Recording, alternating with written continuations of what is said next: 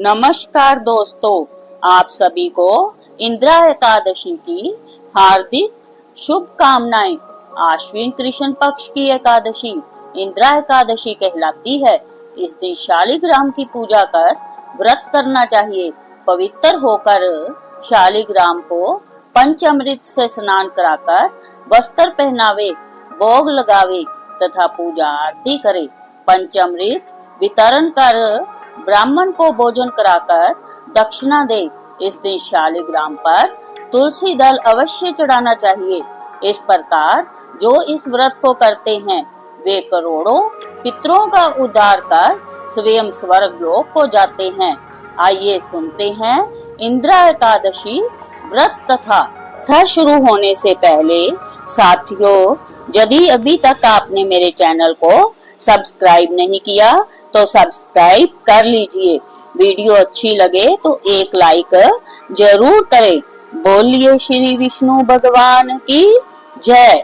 पौराणिक कथा के अनुसार सतयुग में महिष्मति नाम का एक नगर था जिसका राजा इंद्रसेन था।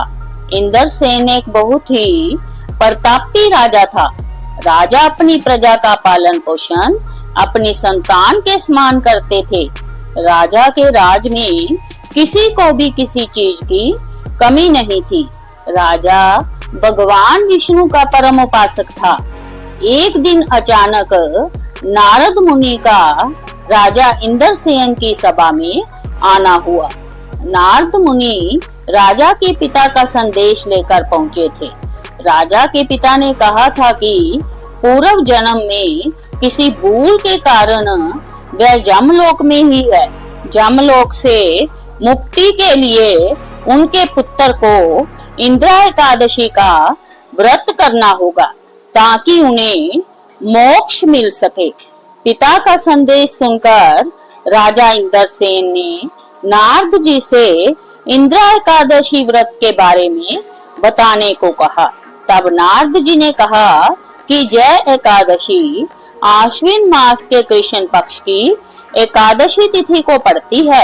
एकादशी तिथि से पूर्व दशमी को विधि विधान से पितरों का श्राद्ध करने के बाद एकादशी को व्रत का संकल्प ले।